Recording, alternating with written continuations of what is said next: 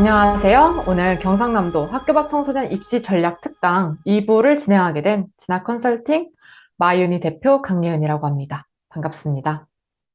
오늘 이렇게 입시 전략 특강을 진행하게 되었는데요. 저는 진학 컨설팅 마유니 대표이자 학교 밖 청소년 전문 진학 컨설턴트 강예은이라고 합니다. 작년에는 경상남도 꿈드림 센터에서 입시 설명회를 진행했고요. 저는 충청북도나 연제구 학교밖 청소년 지원센터 등 서울특별시에서 진학 컨설팅을 진행하고 또 경기도, 울산광역시, 충청북도, 경상남도, 전라남도 꿈드림 센터에서 대학 입시 설명회를 진행하는 등 정말 많은 시간 동안 정말 많은 친구들을 만나오면서 진학에 대해서 계속 살피고 진학을 해왔었어요. 따라서 이렇게 진학을 해오면서 얻은 팁들이나 뭐 하는 방법들을 오늘 다 설명해 드릴 테니 계속 댓글 남겨주시고 질문해 주시면은 제가 각 회차 끝날 때마다 빠짐없이 질문에 응답하도록 하겠습니다. 네, 제 소개는 여기까지 하고요. 바로 본론으로 들어가겠습니다. 오늘 제가 준비한 콘텐츠는 세 가지인데요. 첫 번째는 학교 밖 청소년 필수 준비 서류라고 해서 이제 우리가 제2차 검정고시도 다 받고 이제 진짜 원서 접수만을 남겨두고 있잖아요. 그래서 각 전형별로 준비해야 되는 서류가 달라요. 이거에 대해서 굉장히 많은 고민을 하고 또 엄청나게 많은 질의응답을 받았단 말이에요. 그렇기 때문에 오늘 이거에 대해서 하나하나 다 설명해 드릴 겁니다. 대입 전형 자료 온라인 동의 신청 방법이라든지 학교 생활기록부 대체 서식 작성 방법, 그리고 증빙 서류 준비하는 방법을 설명할 거고요. 여기에서 나오는 혹시 궁금증이나 질문을 이걸 끝나고 한 2분, 3분 정도 받을 예정입니다. 그 이후에요. 자기소개서 작성 방법 및 분석으로 들어가는데 일단 자기소개서 어떻게 작성을 준비하는지 설명해 드릴 거고요. 그리고 올해 공통문항은 무엇인지 1, 2번 문항은 어떤 것에 중점을 두고 써야 하는지 그리고 실제 합격 사례를 분석해 드릴 거예요. 작년에 제가 입시 설명회 때 한 가지 사례를 보여드렸고요. 오늘은 그 사례가 아닌 다른 사례들로 두 개씩 보여드리도록 하겠습니다. 마지막으로는 이제 문항별로 어떻게 써야 되는지 설명해 드릴 겁니다. 그리고 이 자기소개서 작성 방법 설명한 이후에 또 잠시 쉬어가면서 질문을 받을 거예요. 그래서 지금 본인이 쓰고 있는 자기소개서에 대해서 질문해 주시고 이걸 써도 되나요? 안 되나요?부터 시작해서 어떻게 쓰면 좋을까요? 이런 것들도 괜찮으니까 오늘 이 자리를 빌어서 좀 잘 질문을 하시고 답을 얻어가셨으면 좋겠습니다.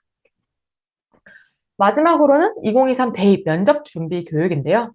일단 면접이라는 게 아마 교과도 종합도 그리고 어쩌면 정시에서도 면접이 있을 수도 있어요. 그래서 연대 기준으로 나의 경험을 정리하는 방법, 대입 면접을 준비하는 방법, 또 우리는 어떤 것들을 유의해야 하는지 살펴볼 거고, 내가 지원을 희망하는 학교가 생겼다라고 하면 분석하는 방법 말씀드릴 겁니다. 마지막으로는 대학별 특징 파악하는 방법부터 면접별 팁을 최종 정리해 드릴 테니까 그 이후에 또 질문해 주시고 이 설명 잘 들어주셨으면 좋겠습니다. 그러면 본격적으로 시작해 보도록 할게요. 바로 학교 밖 청소년 필수 준비 서류입니다. 일단은 우리가 이제 검정고시 성적을 받았을 거예요. 검정고시 성적을 받았을 때 어떻게 제출해야 하는지, 내가 어떤 성적을 제출해야 될 것인지 이런 것들을 조금 전략적으로 볼 수가 있거든요. 그런 것들을 살펴보겠습니다. 일단 8월에 응시한 검정고시가 있을 거고요. 그 이전에 준비한 친구들도 있을 거예요. 일단 8월에 응시한 친구들은요. 내가 8월에만 응시했다. 내가 다른 걸 다 안 보고 8월에만 봤다라고 하면은 8월 30일에 합격 증명서랑 성적 증명서가 나왔을 거예요. 그것을 출력합니다. 몇 개만큼? 내가 지원하려고 하는 대학 개수만큼. 어떤 친구들이었죠? 8월. 나는 8월에만 봤다 하는 친구들의 경우는 지원 대학에 보내줘야 돼요. 왜냐면 우리가 8월에 봤으니까 대학에서 너무 이걸 늦게 전산 처리를 받게 되잖아요. 그래서 8월에 본 것들은 온라인 열람을 못 해요. 그래서 우리가 우편으로 하나하나 보내줘야 된다는 겁니다. 그래서 내가 만약에 6개 대학에 지원하겠다라고 하면은 내가 본 성적증명서, 합격증명서를 6개 지금 사본으로 만들어 놓아야 된다라는 의미가 되겠고요.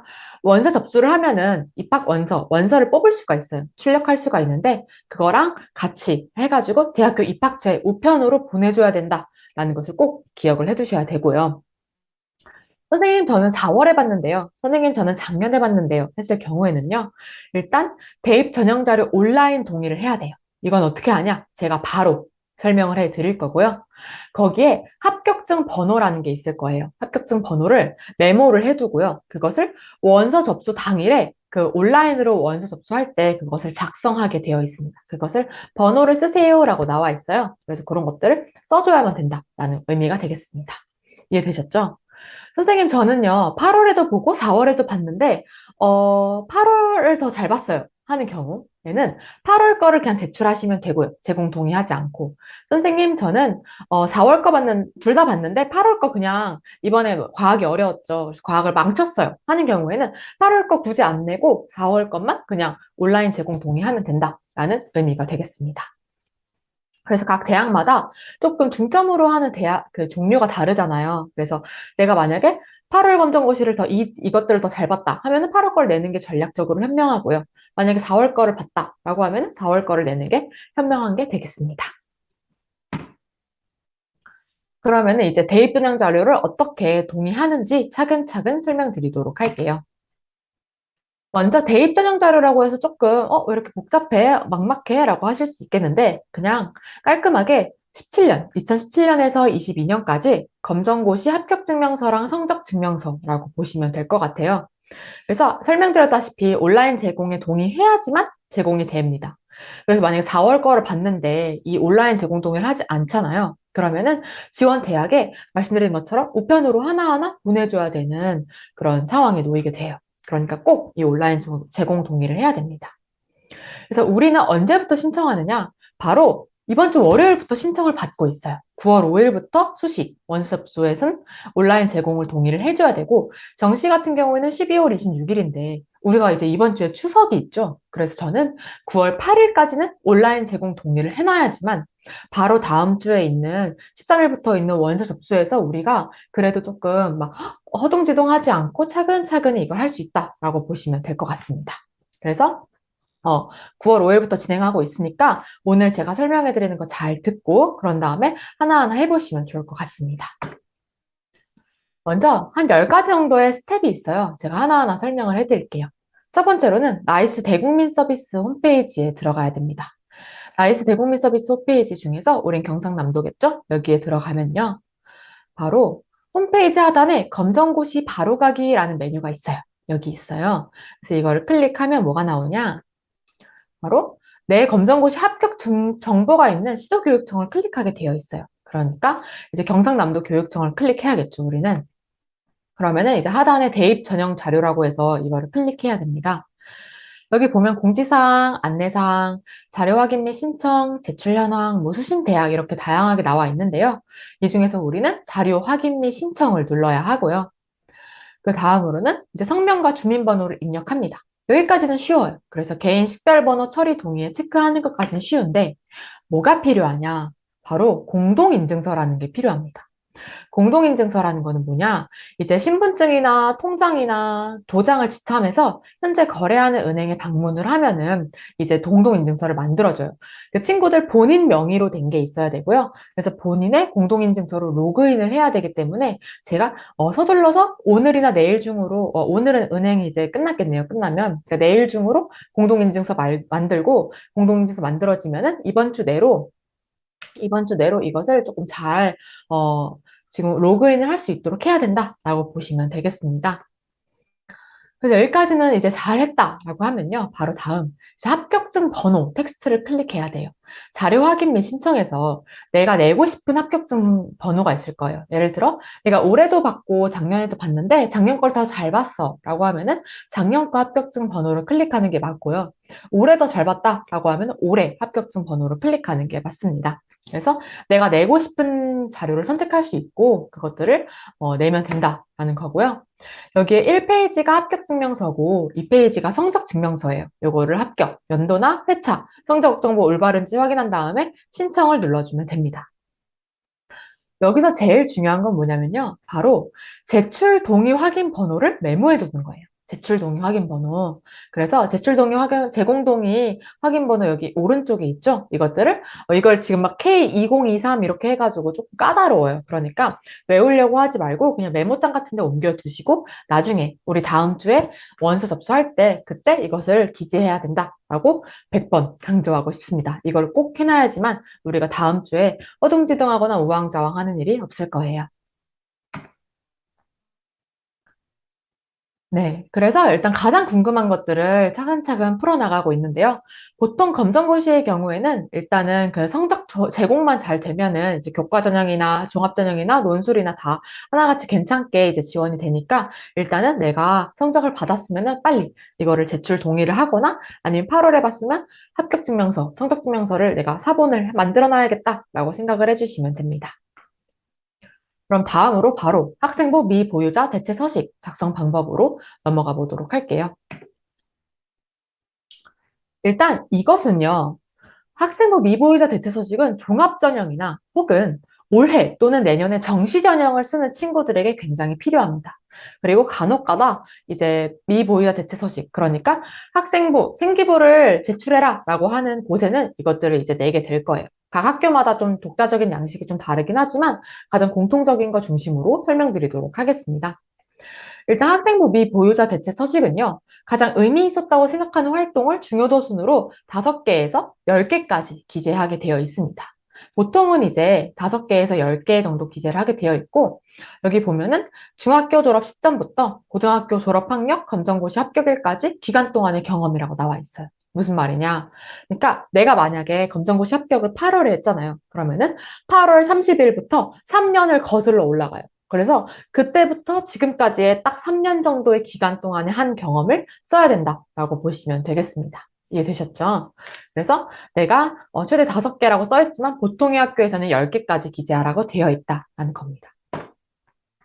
그래서 저는 항상 교과랑 종합을 선택하라고 할 때 이렇게 설명을 해주는데요. 내가 이 진로나 이 학과에 관련돼서 5개 또는 10개 이상의 그 활동이 있어야지만 이 종합으로 지원할 수 있겠구나라고 판단할 수 있는 기준이 되는 서식이라고 보실 수 있겠습니다. 어떤 식으로 되어 있냐면요. 활동명, 기간, 발행 기관 이렇게 3가지로 나누어져 있어요. 그래서 그냥 내가 활동한 거, 그 활동 언제 했는지, 어떤 기관에서 했는지를 쓰는 거예요. 이렇게 보면은 일단은 내가 떤 대학의 경우에는 좀 이따 설명드리겠지만 내가 한 활동의 내용을 쓰라고도 하거든요. 50자 이내로.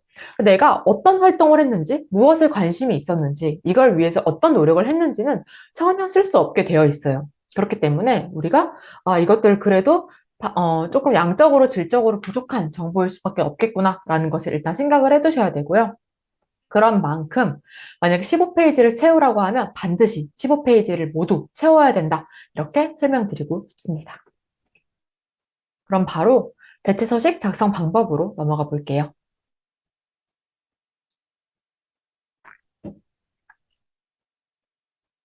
네, 이렇게 대체서식 작성 방법이 있을 건데요. 보면은 활동명, 기간, 발행 기관까지는 똑같은데 활동 내용을 작성하라고 하는 그런 서식이 있습니다. 자세히 가볼게요. 우리는 일단은 15페이지까지만 쓸 수 있고요. 여기 보시면 교과나 비교과의 활동 명칭을 기재하되 유사한 성격의 활동은 한 개로 쳐야 된다는 거예요. 예를 들어 내가 독서 활동을 했어요. 이 책도 읽고 저 책도 읽고 뭐 다른 책도 읽었다라고 하면 그것들을 하나로 독서 활동으로 묶어가지고 기재를 해야 된다라고 생각하실 수 있겠습니다.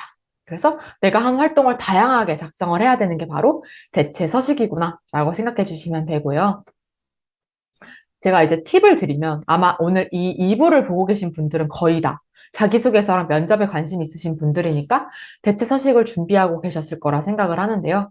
일단 내가 학과와 진로에 관련된 활동을 중요도 순으로 정리해요. 내가 이 학과와 이 진로에 가장 밀접한 순서대로 먼저 정리를 합니다.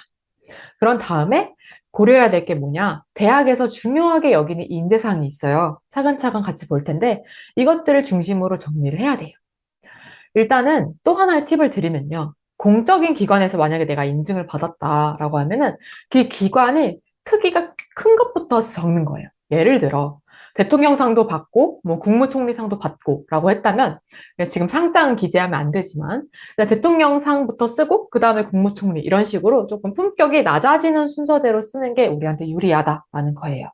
이해되셨죠? 그래서 가장 의미 있고 연관이 깊다고 생각되는 활동 순으로 정리를 하고요. 그거를 이제 내가 왜 했는지, 무엇을 느꼈는지, 무엇을 배웠는지 그 순으로 내용을 정리해 주는 게 가장 중요하다라고 보시면 되겠습니다. 선생님, 그러면 인재상을 중심으로 정리하는 게 뭔가요? 자세히 가볼게요. 이것은 작년에 저랑 같이 준비했던 친구가 어떻게 대학별 인재상을 반영했는지를 보여드리려고 예시를 가져와 봤어요. 일단 이 대학교 같은 경우에는 현장 경험을 굉장히 중요시하는 학교였어요. 그래서 뭐 국립극단이나 인턴십이나 무대 스케치나 뭐 공연 관람을 했던 실제로 내가 이 현장에서 경험을 했던 거 중심으로 이렇게 기록을 했고요. 그리고 이 학교에서는 인문학적 소양과 지식을 굉장히 중요시하는 학교였어요. 이 학교에서. 그래서 이 학교에는 내가 독서를 했다, 전시를 봤다, 뮤지컬을 봤다, 뭐 이런 것들을 좀 다양하게 썼습니다. 내가 여러 가지를 다니면서 지식을 좀 쌓았고 인문학적 소양을 가득 갖추고 있다라고 평가를 받을 수 있겠죠. 다음으로는 이제 뭐 자기주도성이라든지 공동체 의식, 진취적인 역량을 중심으로 하는 학교였어요. 이 학교에는 이제 뮤지컬이라든지 영화 제작, 인턴십, 뭐 무대 스케치 이런 식으로 내가 좀 실질적으로, 진취적으로 조금 계획을 해서 한 활동들을 중심으로 먼저 썼고요. 그래서 이렇게 각 대학마다 내가 한 활동은 똑같아요. 내가 여태까지 한 활동은 이제 더 바꿀래야 바꿀 수가 없는데 학교마다 조금 인재상이 명확하게 구분이 되어 있기 때문에 그 학교가 원하는 인재상의 대로 내가 이 활동을 다시금 선정을 해서 배치해가지고 내야 된다라는 의미예요. 이 서류라는 거는요, 내가 말하고 싶은 것들을 말하는 게 아니에요.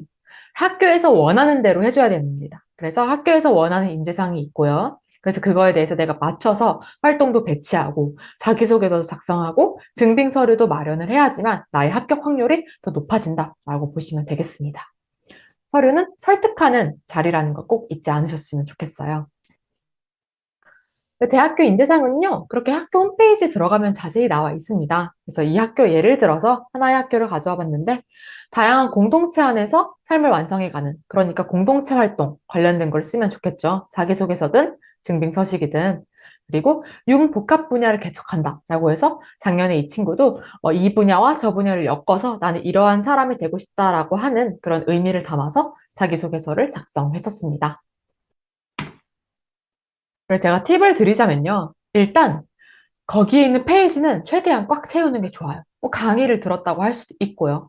책을 읽었다고 할 수도 있으니까 내가 활동이 없다고 하더라도 최대한 꽉꽉 채워가지고 내는 게 중요하고요. 왜냐면은 꽉꽉 채워져 있지 않으면 이 친구는 활동이 많이 없나? 라고 생각할 수도 있고 일부 대학의 경우에는 꽉꽉 채워 있지 않은 경우 그냥 넘겨버리는 경우도 있어요. 그래서 최대한 채우는 것을 추천해 드리고요. 그리고 관련 활동 중에서 활동 시간이 많은 순서대로 작성하는 것이 좋아요. 예를 들어 이 친구는 태권도 학과에 지원한 친구였어요. 이 친구는 그래서 뭐 태권무라고 해서 이 뭐 관련된 태권도 그 공연 관련된 거 그래서 27시간이어서 먼저 작성을 했고요. 그런 다음에 태권도 수업 관련해서 이제 이 친구가 진행한 게 있어서 15.5시간 작성한 거 있어서 두 번째로 작성했고 다음으로는 이제 공연을 했는데 8시간 정도 했어요. 그래서 그 다음으로 배치를 했습니다. 그리고 이 친구가 체육 수업 보조교사 활동을 했는데요. 이것들이 물론 체육 관련해서는 이 활동이지만 이런 태권도와 관련해서는 조금 관련도가 좀 후순위로 밀린다라고 생각을 해서 16시간의 활동을 했지만 이후에 설정을 하는 걸로 진행을 했습니다. 이 친구가 자기소개서에서 재활 관련된 활동도 썼었는데요. 재활 관련된 활동이 대체서식에는 없는 거예요. 그래서 자기소개서에 쓴 거는 대체서식이나 또는 증빙서류에 반드시 포함을 해줘야 되기 때문에 반드시 쓸 수 있도록 포럼을 보거나 강의를 듣거나 책을 봐서 꼭 보충을 하라고 설명을 해줬고요. 여기서 제일 중요한 거는 학교생활기록부를 우리가 대체서식인 거예요. 학교생활기록부 다른 친구들을 내는 거를 우리는 이 대체서식을 내는 거기 때문에 학교생기부 기재 불가 항목은 여기서도 쓸 수가 없다는 거예요. 이거 무슨 말이냐? 자세히 가볼게요. 여기 보시면요. 각종 공인어학시험 참여 사실이라든지 아니면 교과나 비교과 관련 교회대회 참여 사실, 교회 기관 단체에게 수상한 교회상, 교내외 인증시험 참여 사실이나 성적, 뭐 도서 출간 사실, 모의고사 몇 등 했는지 뭐 이런 거라든지 지식재산권, 어학연수, 봉사활동, 부모님의 직업, 그리고 장학생, 장학금 관련된 거, 그리고 특정 강사명, 기관명, 대학명, 상호명 이런 것들을 절대 작성하지 말라고 되어 있어요. 이런 것들은 학교생활기록부 기재 금지 항목도 맞지만 이따가 설명드릴 자기소개서에 기재하면 안 되는 항목이기도 합니다. 그러니까 반드시 이런 것들을 쓸 때에는 주의를 해서 써야 되고요. 만약에 이런 것들을 써야 된다면 어떤 것들을 내가 함양했는지 있죠. 내가 이런 거를 통해서 정확한 상호명 같은 거 쓰지 말고 이런 것들을 통해서 이러한 능력을 함양했습니다. 이런 식으로 쓰는 게 가장 좋습니다. 여기까지 우리가 작성을 했으면 정말 잘한 건데요. 그 다음으로 우리의 앞에 놓인 게 바로 블라인드 처리예요. 블라인드 처리도 너무너무 친구들이 어려워해요. 그래서 제가 오늘 갖고 와봤습니다. 일단 블라인드 처리라는 건요. 나에 대해서 알 수 있는 뭐 나의 정보라든지 개인정보 뭐 그런 것들을 싹 다 지우라는 거예요. 나에 대해서 암시할 수 있는 지역명, 학교명, 기관명 뭐 그런 것들을 싹 다 지워야 된다는 건데요. 여기 보시면 성명, 주민번호, 생년월일, 집주소, 전화번호, 성별, 합격일, 합격번호 이런 것들 절대 쓰면 안 되고요. 그리고 출신고교 정보는 이제 고교명, 학교 상징 마크, 학교 이니셜, 학교 번호, 학교 주소 같은 것들을 절대 쓰면 안 된다고 보시면 되겠습니다. 그래서 보통은 학교에 두 개를 내게 될 건데요. 하나는 블라인드 처리한 거, 하나는 원본이에요. 원본 그대로 우리가 이 인터넷에 올리게 되면은 조금 정보 유출 같은 일이 있을 수가 있겠죠. 그래서 우리는 블라인드 처리한 것을 원서 접수 사이트에 올리고요. 블라인드 처리하지 않은 것을 원본을 우편물로 보내게 됩니다. 그래서 입학처 홈페이지는 블라인드 처리한 거를 올리고요. 그렇지 않은 거는 우편물로 보내게 된다라는 겁니다.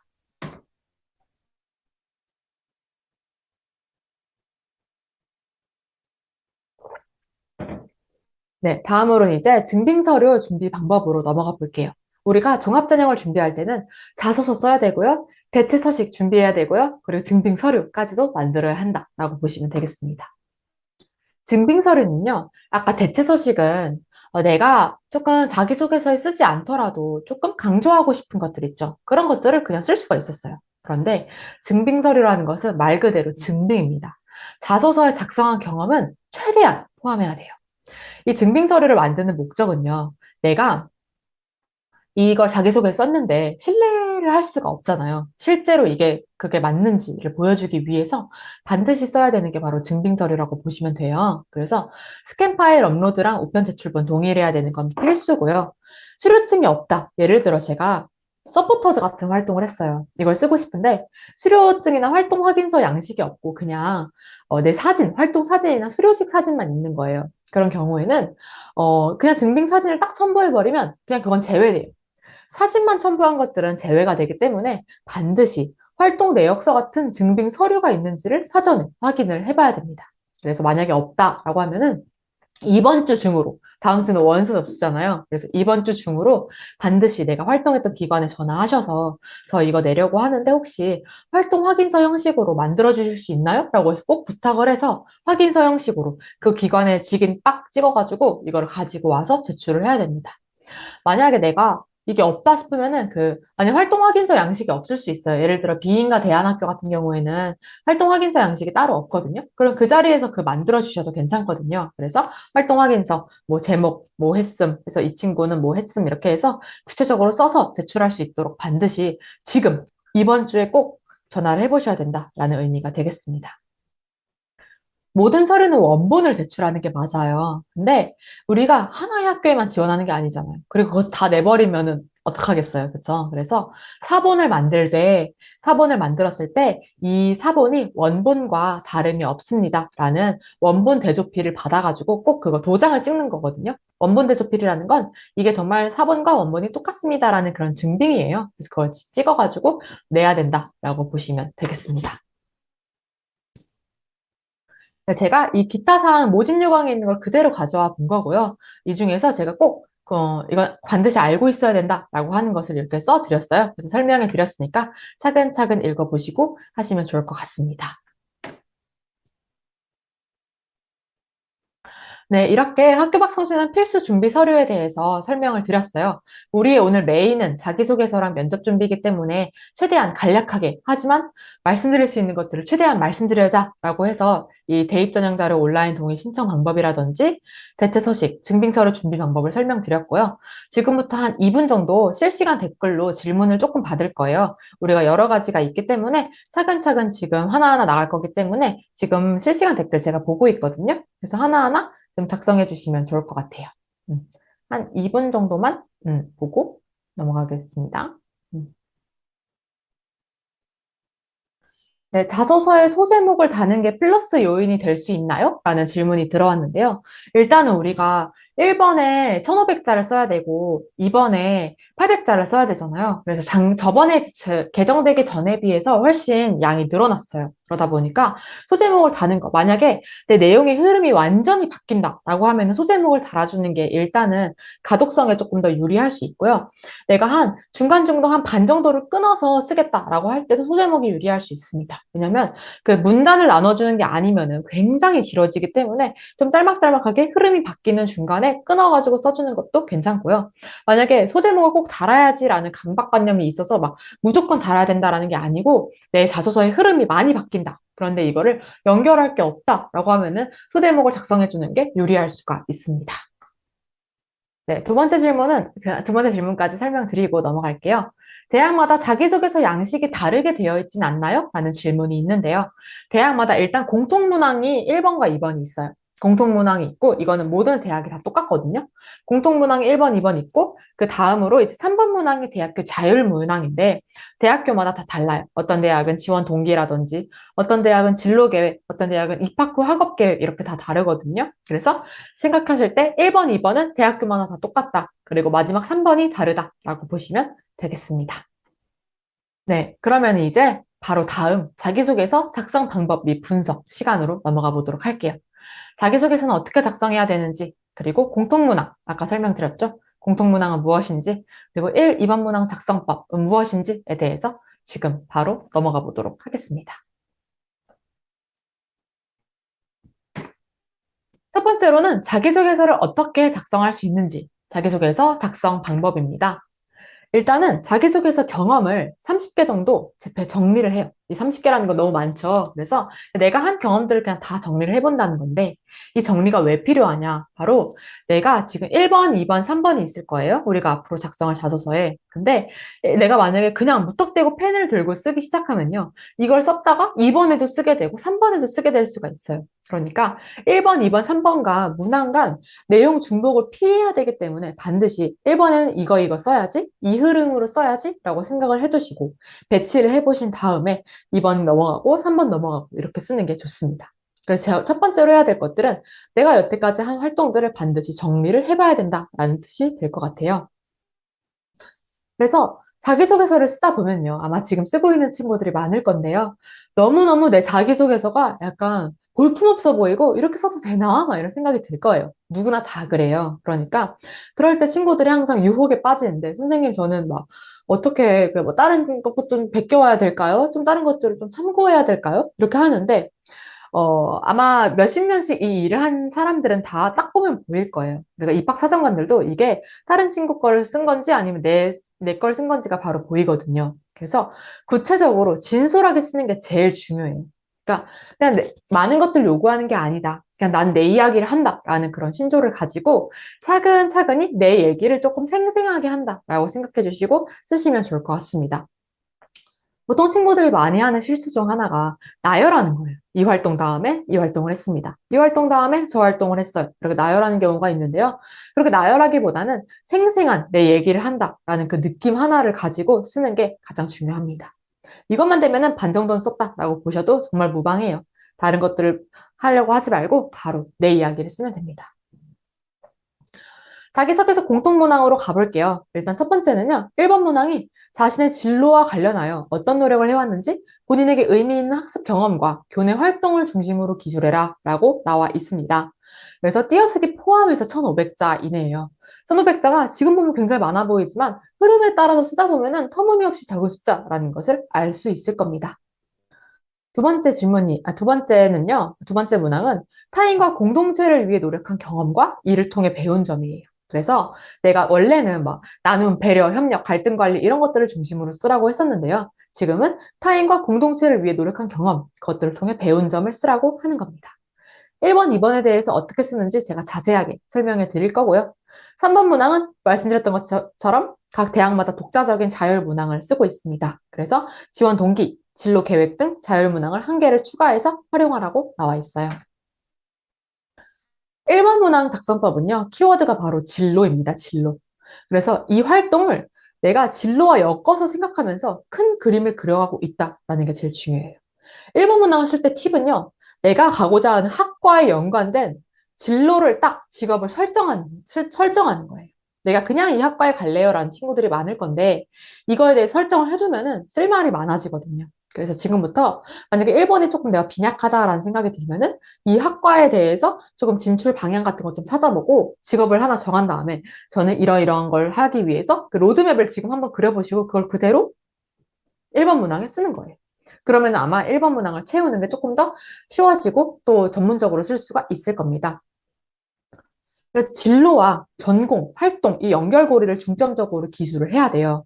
그래서 내가 전공적 합성을 드러낼 수 있는 방법이 바로 1번 문항이란 말이에요. 그래서 이 학교는 어떤 인재상을 선발하려고 하는지, 이 학과에 오려면 어떤 역량이 필요한지, 이런 것들을 조금 잘 숙지를 해두시고 1번에다가 쓰면 되겠습니다. 그래서 이 학과와 전공에 내가 얼마나 많은 관심을 가지고 있는가, 요거예요. 그래서 이것들을 쓰려면 학교 홈페이지에 들어가가지고 이 학과에 대해서 안내, 가이드북 같은 거 보셔야 되고요. 이 진로에 대해서는 어떤 것들을 함양해야 되는지 반드시 보셔야 되고요. 그래서 내가 많이 알면 알수록 쓸 수 있는 게 1번이다라고 보시면 되겠습니다. 그래서 본인의 의미를 두고 수행한 활동이 있다면 그게 전공과 매우 밀접하다. 내가 이 전공을 가기 위해서 이 활동을 했다. 이 식으로 쓰는 게 맞고요. 내가 이 전공에 대해서 관심이 있어서 이 활동을 했다. 이 흐름도 괜찮고요.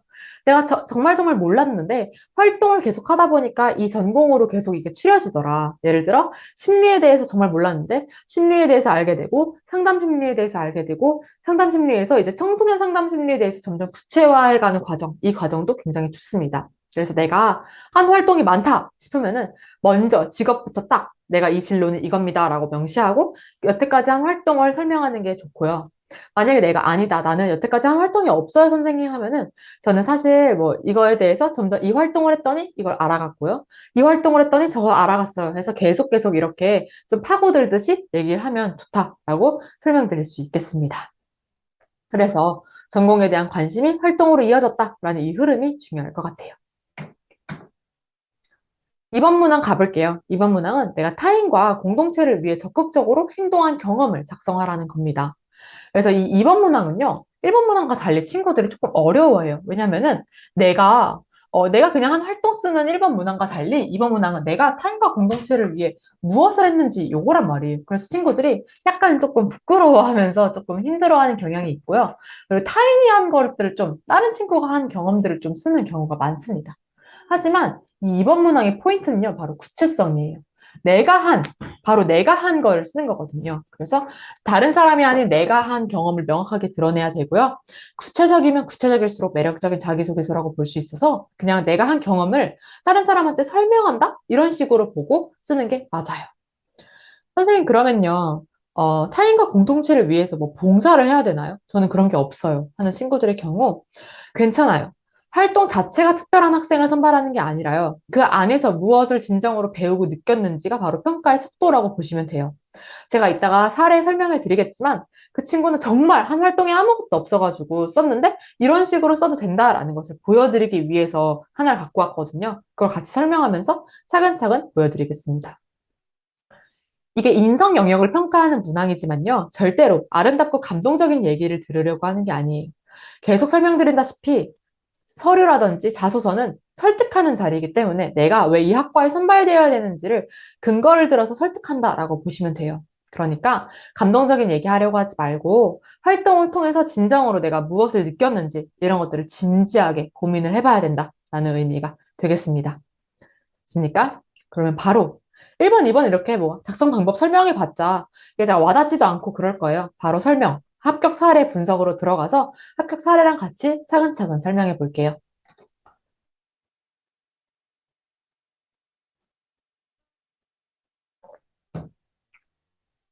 네. 1번 문항으로 바로 넘어가 보겠습니다. 세 개의 자소서가 있는데요. 상담심리학과 자기소개서는 작년에 설명을 드렸고, 우리는 디지털 미디어학과랑 연출과로 같이 가보도록 하겠습니다. 먼저 디지털 미디어학과에 지원한 친구예요. 미디어학과가 뭐 경영이나 간호 같은 학과와 같이 인문계열에서 가장 높은 학과죠. 입시 결과가. 그래서 조금 자기소개서를 잘 준비를 해야 되는데요. 그런 만큼 어떻게 준비했는지 같이 가볼게요. 이 친구는 TV 광고로 시작을 했어요. TV 광고. 삼성 QLED TV 광고는 독창적인 디지털 사이니지 연출로 높은 평가를 받는 만큼 저에게도 큰 울림을 남겼다고 나와 있습니다. 어때요?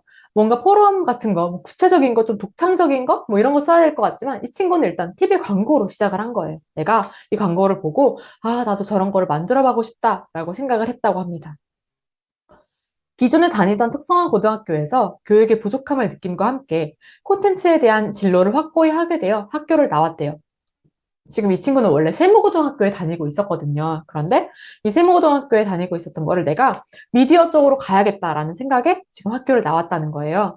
근데 이렇게 학교를 나왔다는 걸 쓰는 거는 선택이에요. 왜냐면은 블라인드 면접, 블라인드 서류라는 게 강화돼서 내가 어떠한 학력 사항이 있는지를 쓰는 게 감점의 요소가 될 수가 있거든요. 그래서 내가 만약에 너무너무 이걸 설명을 해야겠다.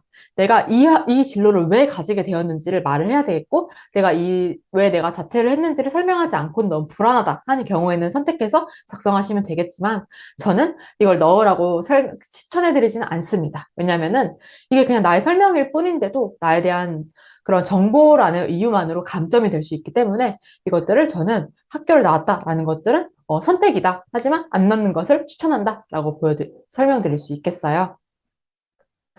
이후 방송회사에 몸담아 일하며 미디어 플래너를 꿈꾸고 있었던 저는 이와 같은 사람들의 시선을 사로잡는 광고를 만들겠다고 의지를 다졌다고 합니다. 그래서 이 광고를 만들겠다. 나는 미디어 플래너가 될 거야. 라고 이렇게 딱 명시를 해두고 있습니다. 알겠죠? 그래서 진로와 관련돼서니까 내 진로가 뭐야? 라고 딱 명시를 하고 그 다음에 내가 이걸 왜 했어? 라고 설명해 주는 게 유리하다라는 겁니다. 하지만 본래 있던 회사에서 부족함을 느낌에 주말에는 AD를 하고자 포트폴리오를 준비해 가서 방송사 문을 두드렸고 최종 합격했대요. 그래서 내가 이 회사를 그냥 다니고 있었는데 여기서 부족하다라는 걸 느껴서 이것들도 하고 저것들도 하고 계속 이렇게 어떤 활동을 했다라고 나아가고 있고요. 비록 PD를 보조하는 직책이었지만 내가 종종 인서트 연출을 할 수 있었대요. 인서트 연출을 할 수 있어서 유행을 분석하면서 내 연출을 만들어냈다라고 나와 있습니다. 인서트 연출, 유행 분석 이런 것들은 갑자기 그냥 이 친구가 썼을까요? 아니에요. 입학처 홈페이지에 그 학과에서 무엇을 배우는지가 나와 있거든요. 학과 커리큘럼에서 이 유행 분석이라는 걸 굉장히 강조한다는 것을 이 친구가 알게 돼가지고 이걸 그대로 자기소개서에 가져와서 이 친구의 활동으로 쓴 겁니다. 이해되셨죠? 그래서 내가 한 여러 가지 활동 중에서 이 학교, 이 학과가 조금 관심 있고 조금 중요하게 생각하는 것들을 써야 되는 게 반드시 중요하다라는 의미가 되겠습니다. 그래서 이러한 실전 경험을 통해서 광고에는 정형화된 방식이 없다는 것을 배워서 꿈에 한 발 다가갔다고 합니다. 이 활동을 통해서 느낀 점을 이 친구는 배운 점을 쓴 거예요. 그래서 광고에는 정형화된 방식이 없구나라는 것을 배웠다라고 나와 있습니다. 이렇게 미디어를 바라보는 시각을 넓힐과 함께 이제 대중들이 원하는 콘텐츠의 평가 기준이 굉장히 상세해진 것들을 알게 되었대요. 내가 여기서 그럼 왜 이렇게 상세해졌지? 라는 궁금증을 띠게 된 겁니다. 이제 전공 적합성을 드러내줘야 되는데 한 가지 팁을 드리면 책이라든지 강의라든지 전문가들의 칼럼 이런 것들을 조금이라도 읽어보고 이런 것들을 좀 중심으로 자기소개서를 구성하라 라는 의미가 되겠어요. 왜냐면 우리는 전공 적합성을 알릴 수 있는 게 많이 없어요. 대체서식밖에 없고 자기소개서밖에 없으니까 다른 친구들 막 대회에 나가고 뭘 독서를 하고 이런 것들에 비해서 우리는 할 수가 없잖아요. 그래서 자기소개서에 내가 그래도 이 진로를 위해서 전문적으로 좀 가기 위해서 노력하고 있어 라는 걸 보여주려면 좀 전공 적합성을 진로, 뭐 책, 칼럼 이런 것들을 통해서라도 조금 써야 된다라는 의미가 되겠습니다. 정보 미디어의 발달로 소비자들 간의 접근성이 높아져서 집단지성이 향상됨에 따라 콘텐츠를 더 비판적으로 바라보게 되었다는 것을 알 수 있었다고 씁니다. 이 친구는 공부를 했죠. 그래서 이거에 대해서 쓰고 만약에 면접장에서 질문이 나올 수가 있어요. 그런 대답을 잘 하면 됩니다. 이해되셨죠? 그래서 대답을 잘 하고 내가 면접장에서 나와도 대답할 수 있을 정도로 내가 알고 써야 된다라는 의미가 되겠고요. 이에 더해서 미디어의 발달을 공부하면서 습득했던 내용을 바탕으로 직접 콘텐츠를 제작했다라고 나와 있습니다. 이 친구는 점점 콘텐츠를 제작했다는 실전 경험으로 바로 다음을 이어가고 있는 거예요.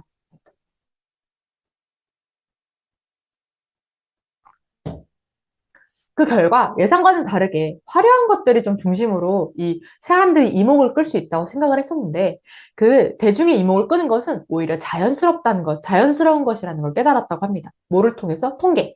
이 친구는 통계를 통해 통계를 보는 방법을 알고 있었고 그것들을 지금 어필하기 위해서 지금 이런 문장들을 쓴 거죠. 그래서 이러한 경험을 바탕으로 정보화 시대의 경향을 능동적으로 분석해서 빠른 변화를 선도해 나가는 미디어 플래너가 되고자 한다라고 하면서 마치고 있습니다. 무슨 뜻이죠? 내가 하고 싶은 직업을 그냥 직업으로 쓰는 게 아니라 어떤 것들을 하고 싶은지를 한 문장으로 쓸 수가 있어야 된다는 뜻이에요. 내가 이러이러한 것들을 하는 뭐가 되고 싶다라고 쓸 수 있어야 돼요. 왜냐하면 입학사정관들은 정말 많은 자기소개서를 보게 될 거예요. 그중에서 내 자기소개서가 인상에 남아야 되잖아요. 그러니까 내가 어떠한 것들을 하고 싶은지를 조금 딱 명확하게 강조하면서 끝내는 거. 맨 마지막 줄과 처음 줄에 이걸 강조하면서 시작해서 강조하면서 끝나는 수미상관적인 구조를 취하는 것도 내 자소서의 인상을 조금 명확하게 하는 방법이 될 수 있다는 뜻이겠죠. 그래서 이렇게 미디어 플래너가 되고자 하는 친구는 처음부터 일단 강조를 했고요. 어떤 활동을 해나갔는지 전문가들의 칼럼이나 아니면 실전 경험 중심으로 썼고 마지막으로 내가 어떠한 변화를 선도해 나가는 이런 미디어 플래너가 되고 싶은지를 이렇게 명확하게 쓰고 마쳤습니다. 다음으로는 연출과 자기소개서 바로 넘어가 보도록 할게요. 이 친구는 연출가였어요. 연출가는 굉장히 이제 이런 자기소개서라든지 대체서식이 중요한 학과죠. 같이 가보겠습니다.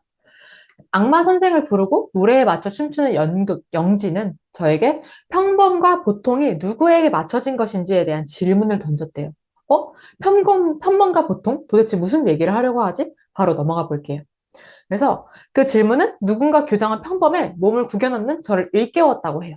이 친구의 자기소개서는 뭔가에 주어진 틀을 부수는 그런 연출가가 되는 게 꿈이었어요. 그래서 그런 것들을 지금 강조하기 위해서 지금 차근차근 설명을 하고 있습니다. 그래서 연극으로 다른 세계를 마주한 저는 연출가가 되기로 결심했다고 하면서 내가 어떤 진로를 갖고 있는지를 지금 처음에 명확하게 제시하고 있습니다.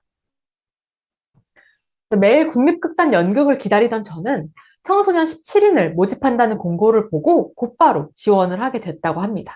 그래서 어떠한 그런 연극을 완성했다라고 구체적으로 써주고 있고요. 보통 친구들 같은 경우 이제 쓰는 걸 제가 첨삭을 해주다 보면은 어떠한 활동인지를 빼먹는 경우가 많아요. 왜냐하면 본인이 직접 하는 활동이니까 이것들을 알 거 아니에요. 이게 어떤 활동인지. 근데 그래서 자기소개서에 생략해주는 경우가 많은데 이걸 읽는 사람의 경우에는 이걸 처음 대하는 활동이란 말이에요. 반드시 어떤 활동인지를 조금 잘 써주는 것이 중요합니다. 왜 참여하게 되었고, 무엇이었고, 그중에 내 역할은 무엇이었는지를 조금 정리를 해둔 다음에 시작하는 게 유리해요. 내 활동 중 각자가 생각하는 죽음에 대해 공유하는 시간이 있었는데 대부분 반려동물이나 지인의 죽음에 대해 이야기했지만 저는 생각을 전환했대요. 뭘로? 물리적인 죽음만이 죽음이 아니다. 그냥 과거의 죽음으로 새롭게 태어난 것들도 죽음이구나 라고 생각을 해서 자신의 생각의 전환을 그냥 그대로 쓰고 있습니다. 이 친구가 뭐 어마어마한 활동을 했나요? 막 엄청난 활동을 막 나열했나요? 그렇지 않아요. 그냥 내가 한 활동 중에서 나의 이 가고 싶은 진로를 좀 명확하게 뒷받침해 줄 수 있는 그런 에피소드 있죠. 그런 것들을 써서 내는 게 바로 자기소개서다라는 것을 이 합격 사례를 통해서 보시면 될 것 같아요.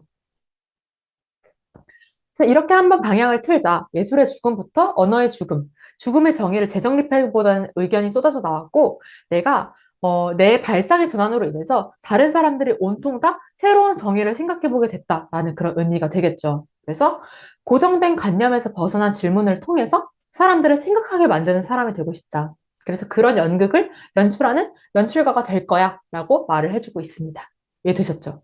그래서 많은 활동을 쓰지 않아도 괜찮습니다. 활동이 없는 친구들은 처음에 이제 불안해하는 게 선생님 저는 활동이 없어요 라는 건데 이렇게 조금의 활동을 쓰더라도 내가 무엇을 느꼈는지 무엇을 보았는지 이런 것들에 따라서 내가 하는 흐름대로 쓰면 되기 때문에 많은 활동이 없다고 해서 불안해하지 말고 어떤 활동에 어떤 에피소드를 넣을 것인지를 조금 반드시 생각을 해주고 넣어주는 게 중요하다라는 겁니다. 다음으로는 2번 문항이 되겠습니다. 2번 문항 바로 넘어가 보도록 할게요. 이번 문항은 뭐였죠? 타인과 공동체를 위해 노력한 경험이었죠. 1번 문항은 내 진로와 관련돼서 무엇이 되고 싶은지를 한 문장으로 정리하고 그것에 대해서 이제 차근차근 설명을 하자라는 의미였다면요. 2번 문항은 타인과 공동체를 위해 노력한 경험과 이를 통해 배운 점이라고 보실 수 있겠습니다. 첫 번째 친구는 방사선과에 간 친구인데요. 이 친구는 활동을 한 게 아무것도 없었어요. 정말. 저랑 한 9월 이때쯤에 만났어요. 9월 초에 만난 거예요. 그래서 어떡하지 하다가 일단은 너가 어떤 생각을 해왔는지 써보자 라고 해서 일단 쓴 건데 합격을 했습니다. 내가 한 활동이 아무것도 없다면 근데 종합전형에 지원해야겠다면 이 방사선과 자기소개서를 보고 이렇게도 쓸 수 있구나 라는 자신감을 얻어가시기를 바랄게요. 이 친구는 제과제빵 동아리를 운영했대요. 빵빵하게라는 이름이었고요. 꿈드림에서 한 거예요. 꿈드림 센터에서 한 거고 그때 동아리원들과 함께 많은 양의 과자를 구워서 동아리 대표로 지역아동센터 선생님과 함께 방문했대요. 그 친구가 엄청나게 활동을 한 게 아니라 그냥 센터 활동의 일환으로 내가 그 쿠키를 구웠고 그것들을 지역아동센터에 기부를 한 거죠. 그런데 이 친구의 시선에 뭐가 닿았냐면 바로 센터 대표님과의 대화 시간이 있었던 거예요. 근데 이 센터가 굉장히 현실적으로 어려웠는데 아이들을 굉장히 부족함 없이 돕고 싶어서 이 대표님이 굉장히 열심히 아이들을 도왔다라는 거죠. 그래서 아이들이 잘 클 수 있도록 진심으로 걱정한다? 굉장히 뭉클했다라고 나와 있습니다. 연고도 없는 일을 단지 같은 사람이란 이유만으로 편견 없이 돕는다? 굉장히 감명받았고, 나도 저런 도움을 실천할 수 있는 좋은 사람이 될 수 있을까? 라고 하면서 존경하게 되었다. 라고 하면서 나의 변화를 서술하고 있습니다. 그다음부터는 이 도움을 실천하는 사람이 되겠다고 노력을 했대요. 부족한 저의 지식과 학교 밖 청소년이라는 신분은 생각보다 제약이 많았고, 거창한 프로젝트를 진행하기에는 당연히 무리가 있다고 판단을 했대요. 이 친구는 활동한 게 없었기 때문이기도 하고요. 그래서 일단 쓴 겁니다. 내가 그래도 이 생활 속에서 도움을 실천할 수 있는 사람이 될 거야. 내가 이걸 실천을 해왔어. 그 과정을 담아낸 거죠. 그런 이유로 작은 것부터 목표를 정해두고 작은 나눔이나 도움부터 실천해보자면서 결심을 했대요. 그래서 주변에 더 많은 관심을 가지고 일단 둘러봤고, 저 사람 혹시 도움이 필요한 거 아니야? 라고 하면서 표정도 유심히 보고 사람을 대할 때 도움이 필요한지 하나하나 확인을 했다고 해요. 그래서 주변인들을 일상생활에서 도왔다. 이게 바로 자기소개서의 소재로 쓴 겁니다. 어때요? 엄청 막 활동을 엄청 해야 될 것 같고, 봉사를 해야 될 것 같고, 그렇잖아요. 근데 그렇지 않습니다. 내가 한 활동 중심으로 쓰면은, 진솔하고 솔직하게 쓰면 되는 게 바로 대입 자기소개서라는 겁니다. 그중 인상 깊었던 일은요, 가장 인상 깊었던 건 거동이 불편한 어르신의 버스 승하차를 도와드렸는데, 그냥 여느 때와 다름없이 어르신의 승하차를 도와드렸는데, 이제 내가 혼자 도와드리는 것들을 보고 다 같이 와서 도와드리고 나한테 감사 인사까지 해주신 거예요. 그게 굉장히 뿌듯했다라고 지금 쓰고 있습니다. 그래서 나한테 감사 인사까지 해주셨고, 훈훈함과 뿌듯함을 아직도 잊지 못한대요. 나의 조그마한 친절이 남에게는 친절을 베푸는 계기가 되었고, 앞으로 선한 영향력을 계속해서 베풀 수 있는 사람이 되어야겠다라는 생각을 했다고 합니다. 사람은 사람이 채운다는 말이 있듯이 저도 다른 이의 인생의 따뜻함을 채워주고 세상 자체의 온도를 높여주고 싶다라는 꿈을 말을 하면서 마치고 있습니다. 이게 끝이었어요. 이번 자기소개서를 이렇게 쓴 친구가 있고 결론적으로 합격을 했습니다. 그렇기 때문에 내가 한 활동, 더불어서 내 시선이 어디를 향하는지, 내가 무엇을 느끼고 배웠는지를 진정으로 생각해보고 그것들을 그대로 녹여내면 2번을 쓸 수 있다라는 의미가 될 것 같아요.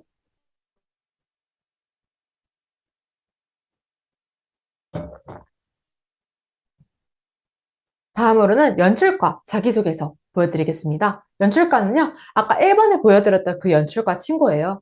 왜 이걸 똑같은 걸 갖고 왔냐? 어떻게 흐름이 연결되는지를 보여드리려고 1번과 2번이 어떻게 이제 배치가 되어야 되고, 그런 다음에 중복이 없어야 되는 게 어떻게 해야 되는지를 제가 보여드리려고 일부러 갖고 온 거거든요. 그러니까 하나하나 같이 가보면 좋을 것 같습니다. 네. 대학생 멘토와 고등학생들이 직접 만드는 창작 뮤지컬 사계에서 무대 미술을 맡았대요.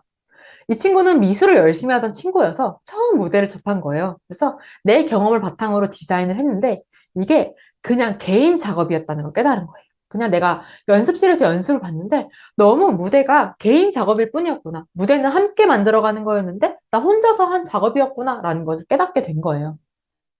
그래서 이 친구가 다시금 작업했고 작가, 배우, 스태프가 계속 대화를 해나가면서 무대 앞으로 두 갈래 길을 내서 배우의 감정선을 부각시키고 공간을 확보해서 대화를 할 수 있는, 소통을 할 수 있는 그런 무대를 만들었다라는 과정이 나와 있습니다.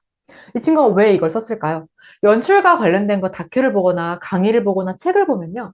혼자서 작업하는 개인적인 작업은 그렇게 환영받지 못하거든요.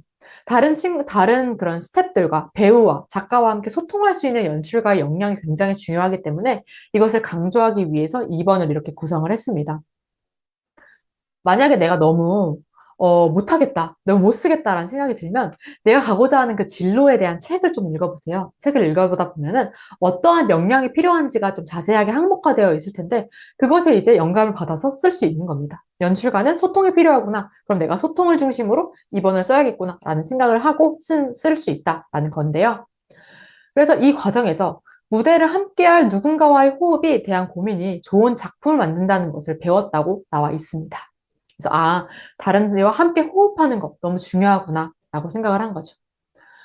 그래서 이 친구는 협업의 중요성을 느끼고 틴즈 뮤지컬에 참여했다고 합니다. 뮤지컬에 참여해서 이 친구가 주연이었고 대표였어요. 그래서 열심히 하려고 했는데 어떤 게 있었죠? 지금도 있는데 코로나로 인해서 장기간 연습을 할 수 없었대요.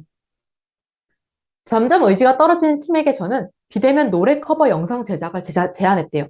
왜냐면 소통해야 되니까, 협업해야 되니까. 그런데 이것들을 이끌 수 있는 촉매가 필요하잖아요. 그래서 이 친구는 영상 제작을 해야겠다라는 생각이 든 거죠. 호기롭게 시작했지만 화상회의 앱의 불안한 네트워크로 인해서 재촬영이 이어졌대요. 그러니까 생각을 해보면 계속해서 줌이 끊어져가지고 또 하고 또 하고 또 하고 이렇게 했던 거예요. 다들 지치겠죠. 근데 이 친구가 대표였잖아요. 그러니까 리더십을 지금 발휘하기 시작합니다.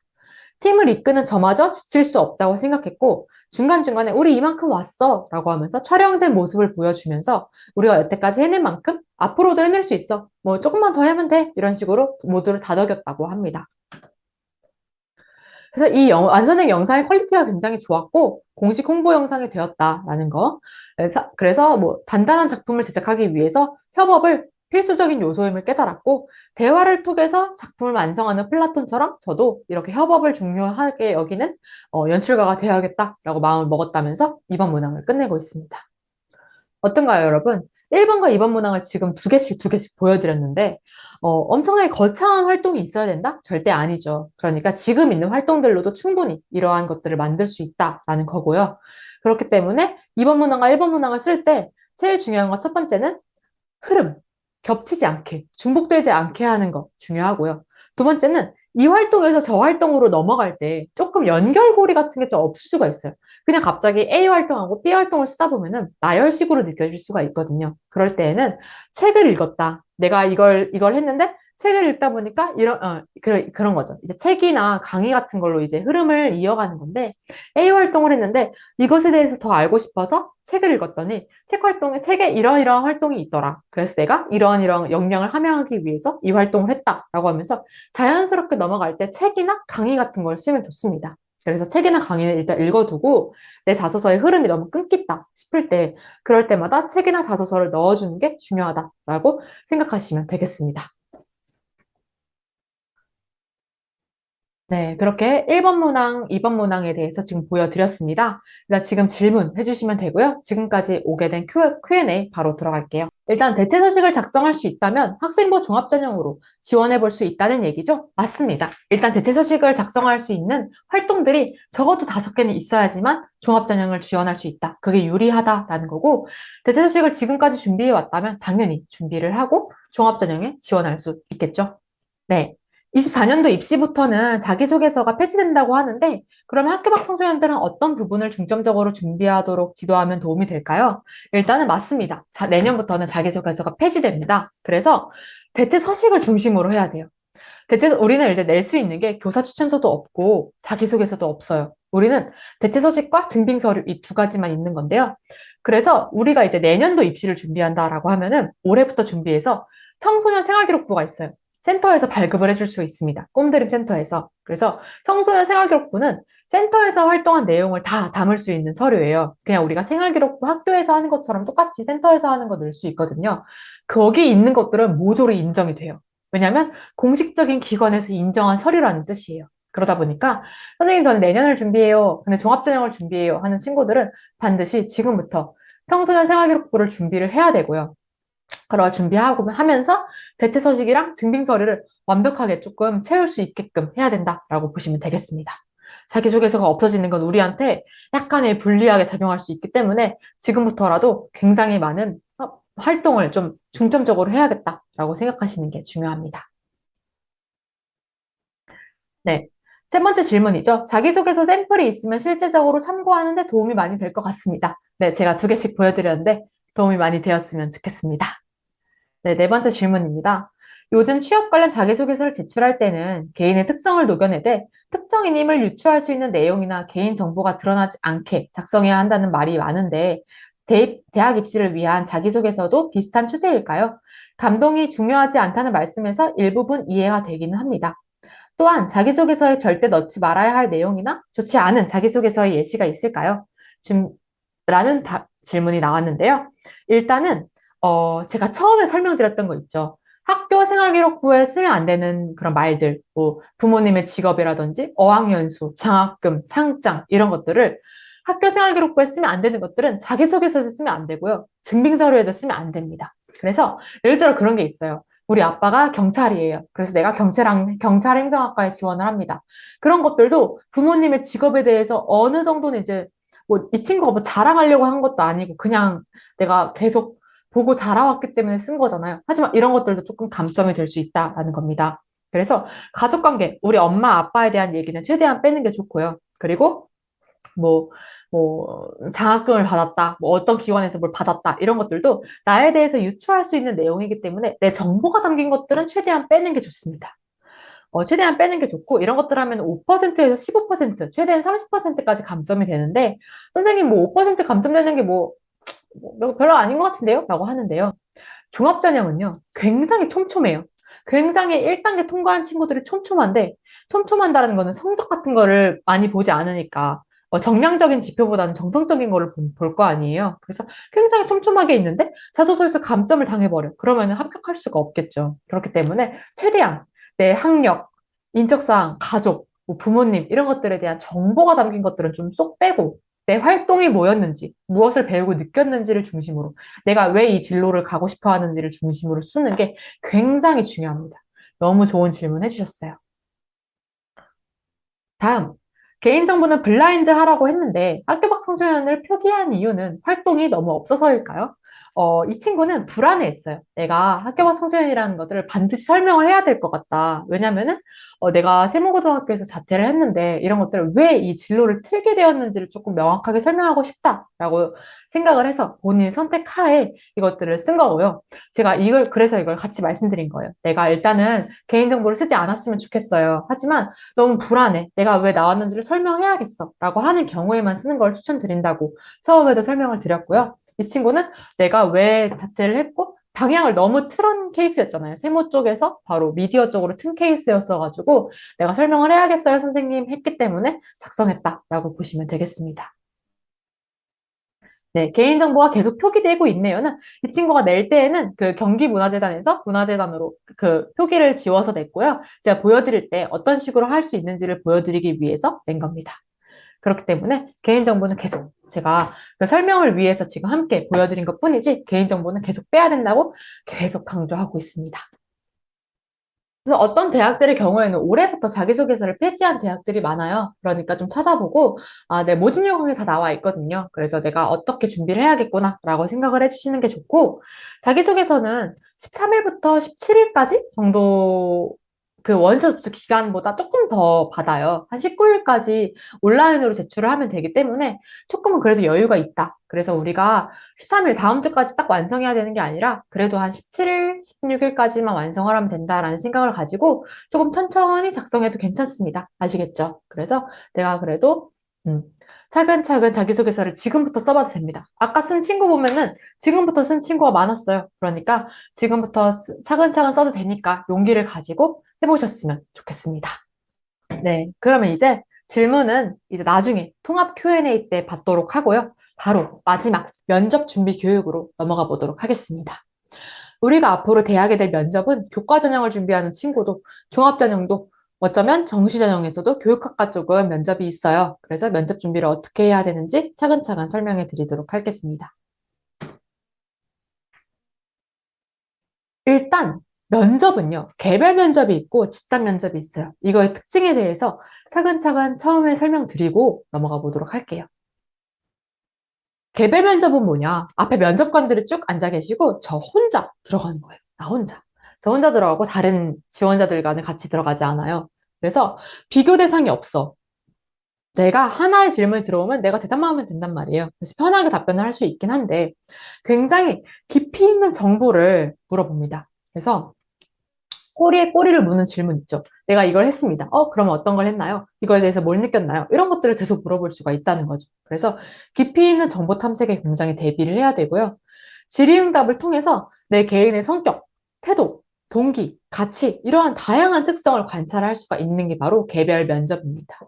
그렇기 때문에 내가 어떤 식으로 활동을 해왔는지, 무엇을 위해 나아가고 있는지, 진로는 어떤 것들을 하고 있는지, 지원 동기는 무엇인지, 이런 것들을 좀 분명하게 대답할 수 있어야 되는 게 개별 면접이라고 보시면 돼요. 그래서 대부분의 학교가 채택을 하고 있는데, 몇몇 학교의 경우는 집단 면접을 하고 있긴 하거든요.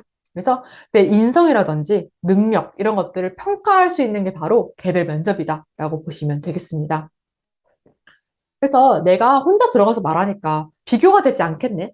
원래 집단 면접 같은 경우에는 다른 친구가 말한 거에 막 내가 중복돼서 말하면 안 되고 뭐 그런 게 있잖아요. 똑같은 질문을 여러 명의 친구들한테 하니까 아, 내가 이거 어떻게 대답하지? 이런 긴장이 되는데 그런 건 없는데요.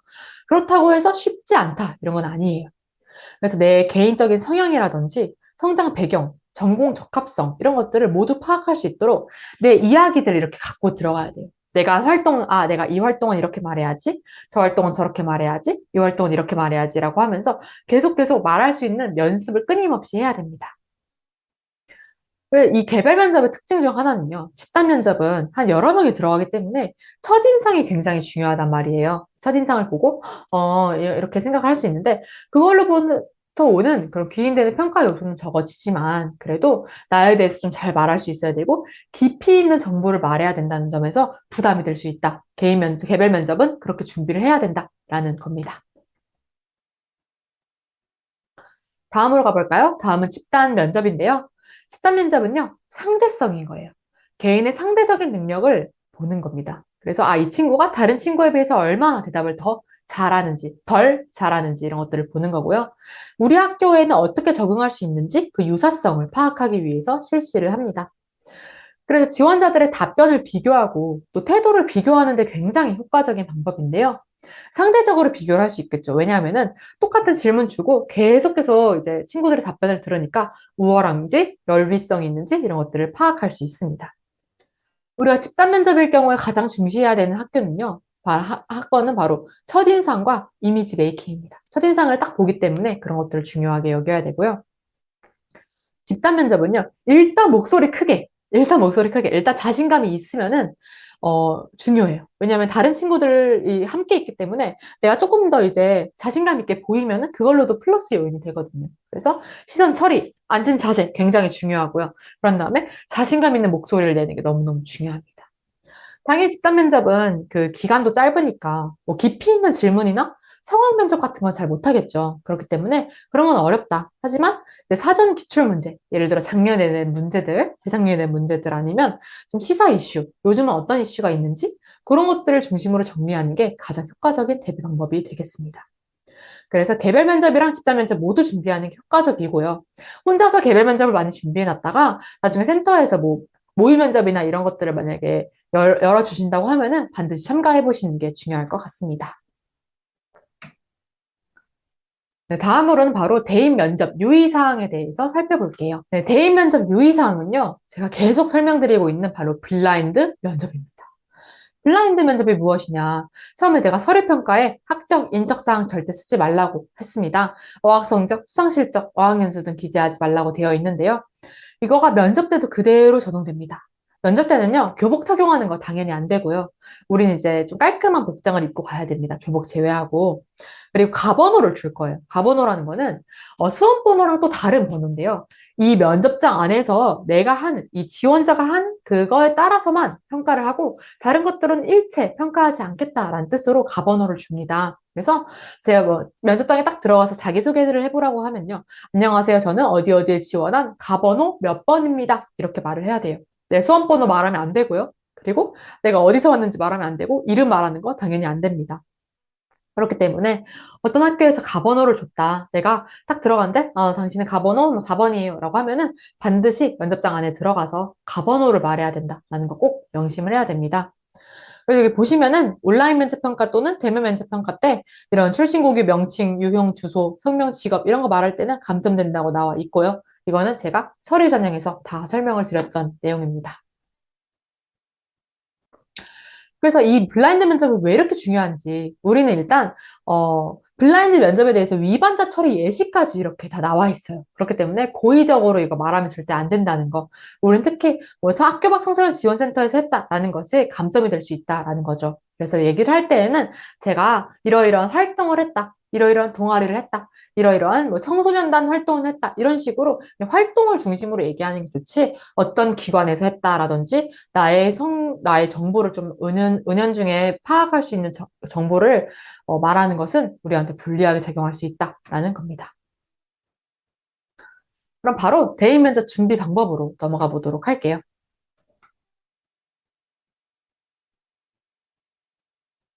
대인 면접 준비 방법은요. 일단 대인 면접은 시간적 제약이 있어요. 시간적 제약이 있다. 근데 대인 면접이 혹시 몇 분 정도 할 것 같으세요? 10분? 15분? 한 명 들어갔을 때 5분에서 7분이면 끝납니다. 대인 면접은요, 길지가 않아요. 시간적 제약이 있어서 몇 마디 하다 보면 나가야 돼요. 그래서 시간의 활용이 굉장히 중요하다는 거예요.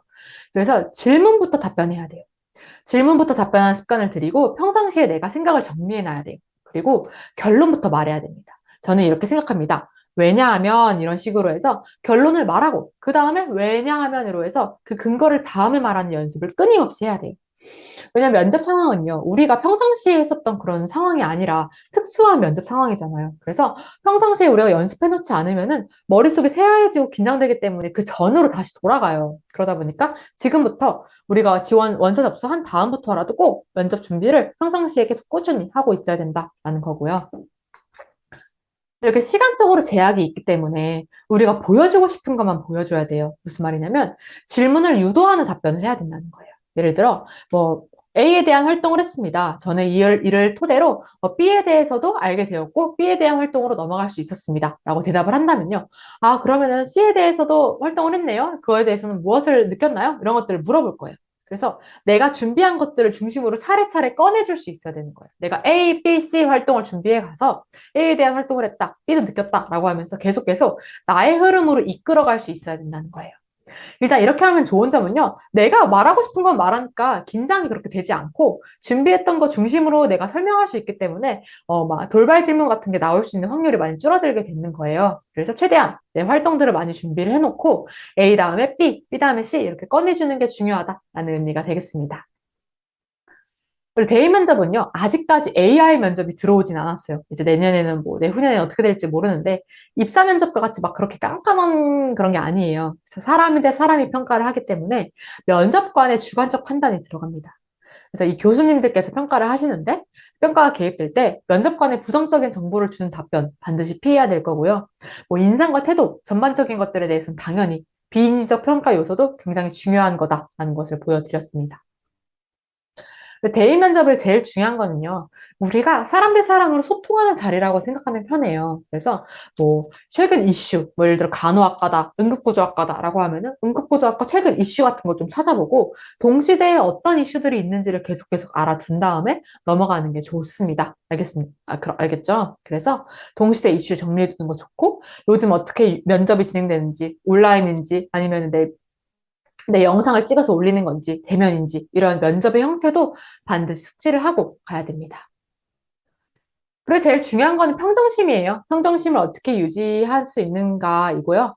면접 이후 나타나는 다양한 태도에 대해서 평가되는 사항을 인지를 해야 됩니다. 그래서 내가 이제 카메라 같은 거 세워두고요. 카메라 같은 거 세워두고, 목소리가 어떻게 변화되는지, 표정이 얼마나 변화되는지, 웃음이 사라지지 않는지, 얼굴이 굳지 않는지, 목소리가 떨리는지, 자세가 삐뚤어지지 않는지, 이런 것들을 내가 자세하게 파악하려면 반드시 나 스스로 보는 게 아니라 객관적인 시선으로, 부모님이나 선생님이나 이런 분들이 봐주시면 좋고, 아니면은 정 안 된다 싶으면 카메라라도 세워두고 내가 어떠한 표정이 나타나는지 같은 거를 중요하게 봐야 된다라는 겁니다. 그래서 이제 우리가 지원을 희망하는 학교가 있을 거예요. 그 지원을 희망하는 학교를 이제 분석해서 그 학교에 맞춰서 준비를 해야 됩니다. 보통은 모집 요강에 다 나와 있어요. 우리가 모집 요강을 비교 내신이랑 입시 결과 볼 때만 보겠지만 그 말고도 면접 평가에 대해서 자세하게 그 뒷부분쯤에 나와 있습니다. 그래서 이 학교는 개별 면접이고 면접위원이 2명 있겠구나. 들어가면 면접 기초 자료를 주는구나. 이렇게 나와 있어요. 그래서 면접 기초 자료라는 거는 자기소개서 형태고 평가 점수로 반영되지 않고 면접 참고 자료로만 활용하는구나 라고 나와 있어요. 이걸 이해하고 알고 가는 친구들이랑 모르고 가는 친구들은 천차만별로 달라집니다. 왜냐면은 딱 들어갔는데 내가 예상치 못했던 기초 자료가 있어. 그럼 굉장히 당황하겠죠. 그러니까 여러분들은 꼭 반드시 이 면접 자료를 보고 어떤 것들이 있는지를 파악을 하고 가셔야 된다는 겁니다. 그래서 이렇게 학교마다 면접 기초 자료 같은 거를 조금 면접 기초 자료든 기출 문제든 이렇게 다 공개를 하게 되어 있어요. 그래서 이렇게 똑같이 나오는 건 아니지만 보통 이 순서 안에서, 여기 안에서, 이 흐름 안에서 나오거든요. 그렇기 때문에 이것들 하나하나 조금 어떻게 말할지, 어떻게 이걸 쓸지 생각을 해 가는 게 중요하다라는 거고요. 면접 절차가 나와 있는 학교도 굉장히 많고요. 만약에 이렇게 모집 요강에 면접 절차가 나와 있지 않는다면 그 땡땡 대학교 면접 후기 같은 거 치면은 작년도 면접 후기도 나오고 만약에 내가 1차, 2차로 나눠져서 어제 오늘 이렇게 면접 본다면 어제 본 친구들이 후기 올리는 친구들도 많아요. 그래서 그런 것들을 먼저 보고 내가 어떻게 입장부터 퇴장까지 해야 되겠는지를 반드시 생각을 하고 시뮬레이션을 무조건 돌려본 다음에 들어가야지만 긴장을 조금이라도 줄일 수가 있습니다.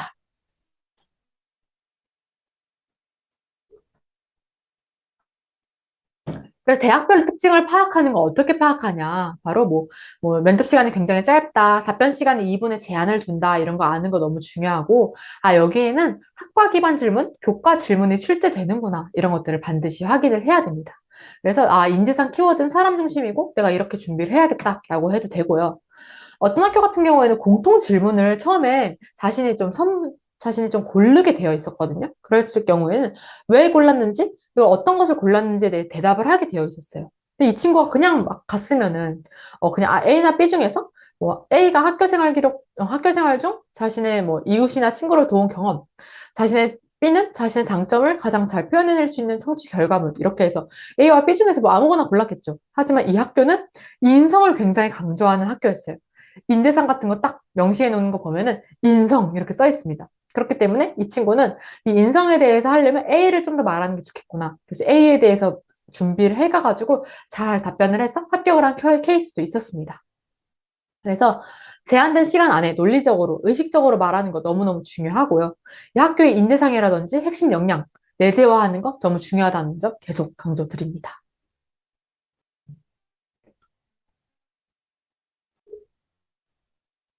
우리는 이제 어떻게 해 나가야 되냐면, 일단 기본 질문부터 준비를 해야 돼요.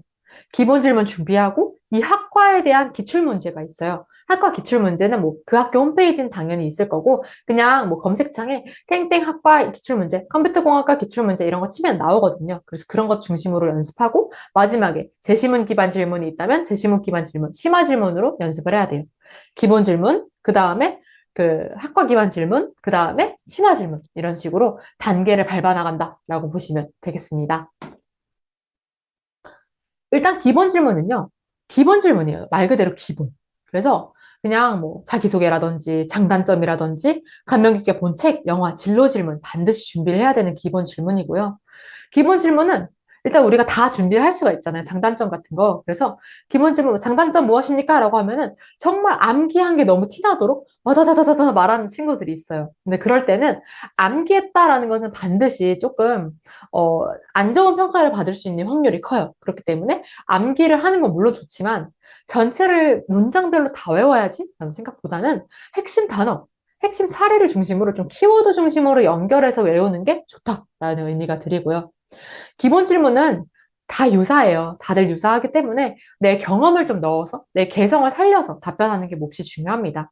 제 장점은 무엇입니다. 이러이러한 걸 통해서 뭐 장점이라는 것을 뭐 확인했습니다. 이런 식으로 내 활동을 꼭 설명해라 라는 거고요. 단점을 설명할 때에는 단점을 설명하는 거로 끝나면 안 돼요. 단점이 왜 이 학업상 강점으로 승화할 수 있는지. 예를 들어 제과제빵학과라고 하면요. 굉장히 느린 게 단점인 친구였는데 전 느린 게 단점이라고 생각하지만 제과제빵에서는 빵을 만들 때 있어서는 굉장히 섬세한 그런 작업이 필요하기 때문에 좀 섬세하게 좀 맛있는 빵을 만들어낼 수 있습니다. 이런 식으로 이 학업 면에서는 굉장히 강점이 될 수 있다라는 면으로 조금 이걸 보완할 수 있는 답변을 하는 게 중요합니다. 그래서 우리 지금 자기소개서 항목이 진로와 타인과 공동체잖아요. 교과전형을 쓴 친구라도 이게 지금 우리 입학에서 메인으로 지금 작용하는 키워드라고 보시면 되기 때문에 진로라든지 타인과 공동체를 위해 한 일 같은 것들은 반드시 교과전형 준비하는 친구들도 준비를 해놓는 게 중요할 것 같습니다. 기본 질문 리스트는 뭐 간단해요. 그래서 뭐 장단점은 무엇인가요? 단점을 극복하기 위해서 한 노력, 감명 있게 읽은 도서 한 권, 줄거리, 뭐 가장 의미 있는 활동, 뭐 학업 역량을 기르기 위하여 노력한 예시, 우리 대학에 지원한 이유, 선발되어야 되는 이유, 뭐 꿈꾸는 직업이 사회에 어떤 기여를 할 수 있다고 생각하는지, 졸업 후에 무엇을 할 것인지, 우리 학과 입학한 후에 무엇을 하고 싶은지, 재능 기부 활동이나 봉사 활동 무엇 했는지, 이런 것들은 일단 기본으로 준비를 해야 된다라는 의미가 되겠습니다. 그래서 기본 질문을 다 이렇게 준비를 한 다음에는요, 바로 면접 기출문제로 넘어가는데요. 면접 기출문제는 그냥 입학처 홈페이지에 다 있어요. 입학 자료실 이렇게 있어서 면접 기본 자료 뭐 이런 식으로 나와 있을 거예요. 학교마다 좀 다르지만 거기서 이렇게 면접고사 질문 문항 해서 이렇게 다운을 받을 수가 있습니다. 그래서 우리가 지원하려고 하는 전형별로 이제 학과별로 이렇게 딱 있는데 국문과 같은 경우에는 뭐 국문과 지원학 동기, 문학교육의 현대적 이익, 중문과는 이제 미중 무역 분쟁, 뭐 일어일 문학과는 뭐 한일 관계 해법, 영어영 문학과는 영미 시인 중 알고 있는 시인, 작품 이런 것들을 물어본다고 하니까 여기 일단 기출 문제에 나온 것들은 다 준비를 해가는 게 좋겠죠. 일단 내가 지원하고 싶은 학교는 샅샅이 찾아가지고 어떤 것들이 있는지 조금 잘 준비를 하고요. 그런 다음에 준비가 다 됐다 싶으면은 땡땡 학과 기출문제 쳐서 그것까지도 준비하는 게 우리한테 유리할 것 같습니다.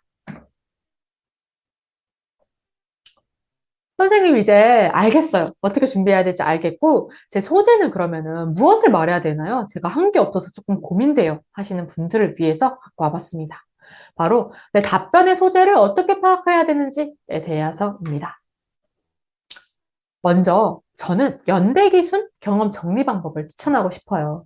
연대기순 경험 정리는요. 아주 어렸을 때부터 현재까지 기억들 중에서 내가 스스로 노력했던 경험 있잖아요. 그런 것들을 중심으로 작성을 하는데 성공 경험도 되고 실패 경험도 되고 다 작성을 하는 거예요. 다 작성을 하는데 왜냐하면은 실패 경험을 말해보고 그걸 통해서 무엇을 느꼈나요? 이런 것들도 물어본단 말이에요. 그렇기 때문에 내가 스스로 노력해갔던 경험을 다 작성하는데 내가 왜 했는지, 무엇을 했는지, 결과는 어땠는지, 경험을 통해서 무엇을 도출했는지 이런 것들을 중심으로 내가 기록을 해두는 거예요. 그래서 1. 계기, 왜 했음. 2. 내용, 뭘 했음. 3. 결과, 이걸 했음. 4. 이걸 통해서 무엇을 느꼈음. 이렇게 1, 2, 3, 4 순서대로 정리해두는 것도 편해요. 그래서 내가 답변을 할 때, 이 활동을 말할 때, 왜 했고, 뭘 느꼈고, 무엇을 배웠다라는 것을 구체적으로 말해줄 수 있어야 된다라는 겁니다. 그래서 저는 이렇게 시기, 언제 했는지, 경험, 무엇을 했는지, 하게 된 계기, 세부 내용, 결과, 성과, 도출 역량, 이 순서대로 좀 정리를, 소 형태로 정리를 하라고 저는 친구들한테 얘기를 해주고 있고요. 이거가 다 되면은 이걸 중심으로 이제 좀 말 형태로, 그러니까 답변 형태로 이걸 바꾸기만 하면 되는 거거든요. 그러니까 이걸 먼저, 만약에 너무 어렵다 싶으면은 표 형태로 먼저 해보고, 그런 다음에 차근차근 살을 붙여서 답변 형태로 해주면 되겠다라는 의미가 되겠습니다.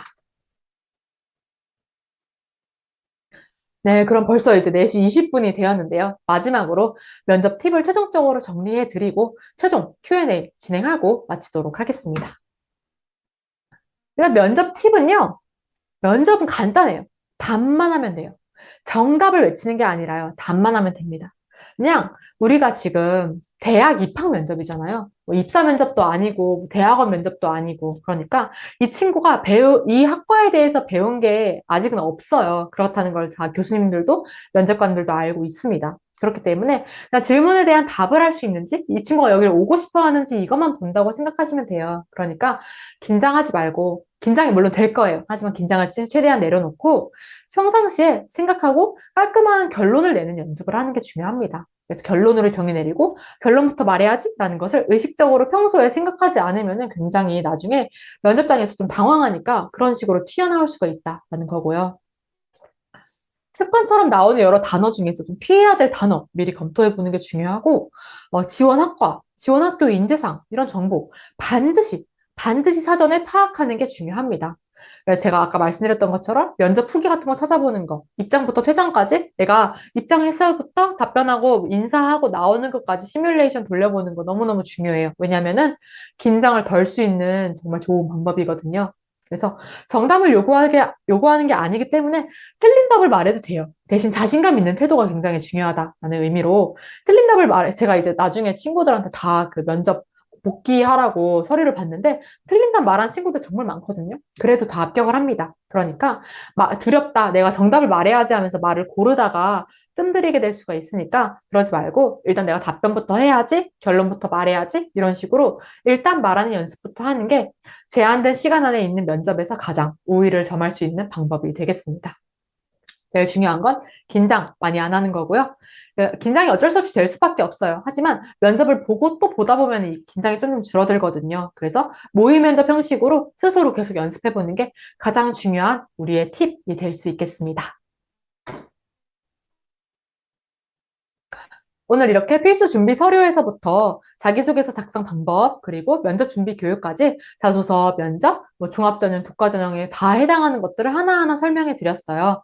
그래서 이런 것들에 대해서 오늘 강의에 대해서 조금 궁금한 점들 지금 질문해 주셔도 좋고요. 아니면 뭐 개인적인 질문도 괜찮으니까 언제든지 해주시면 됩니다. 네, 학생부 종합전형의 경우 대체적으로 검정고시 성적 반영 비율이 낮은 편인가요?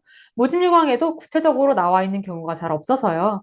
검정고시 성적이 좋지 않아서 지원해보고 싶지만 고민됩니다.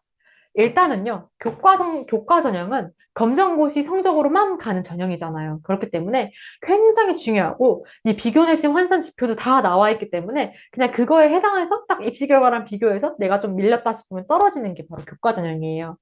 하지만 종합전형은 달라요. 검정고시도 물론 성적을 보긴 하는데 대충 얼마 정도 이상만 되면, 그러니까 이 학교에 지원하는 평균 이상만 되면은 그냥 그 정도로 그냥 굳이 특별하게 잘하지 않아도 괜찮다라고 생각을 합니다, 보통. 그렇기 때문에 내가 막 너무 낮다, 너무 낮은 거 아니면은 교과보다는 종합으로 지원을 해보는 게 유리하고요. 검정고시 성적을 물론 보기는 하지만 내가 다른 활동들이 좀 많고 이 친구가 이 학과에 대해서 활동이 좀 있고 또 이 친구가 학업 역량도 충분하고 이렇게 판단되면은 검정고시 성적과 상관없이 선발을 합니다. 그렇기 때문에 조금 면접도 좀 잘할 자신 있고 활동들이 조금 있다 싶으면은 과감하게 종합전형으로 지원해도 되고요. 종합전형 사례가 없지 않나요? 제가 정말 많이 보내봤기 때문에 종합전형의 길도 열려 있다라는 점을 설명드리고 싶습니다. 네, 대학 면접 볼 때 면접 복장은 크게 상관이 없을까요? 네, 일단 면접 복장은 상관이 없고요. 저는 깔끔하게 뭐 블라우스에 슬랙스 뭐이 정도로만 입고 가도 괜찮다고 생각을 합니다. 나에 대해서 딱 명시할 수 있는 교복이나 뭐 화려한 무늬 뭐 이런 것만 아니면은 괜찮아요. 그래서 조금 튀지 않는 조금 제가 오늘 입고 온 것처럼 뭐 검정 색깔 뭐 정장이라든지 정장이 없다면 뭐 블라우스, 뭐 검정 색깔 바지 뭐 이런 식으로 해서 좀 깔끔하게 입고 가면은 다 괜찮습니다. 네. 네, 다음 질문입니다. 대학 면접에서도 압박 면접이 이루어지나요? 압박 면접. 일단 우리가 알고 있는 엄청나게 막 꼬리에 꼬리를 무는 질문을 해서 이 친구를 곤란하게 하는 그런 질문들의 형태는 많이 없어요. 대신에 조금 여유로운 느긋한 미소를 아마 품고, 이걸 했다고 했는데 이건 어떻게 했나요? 이런 식으로는 질문을 합니다.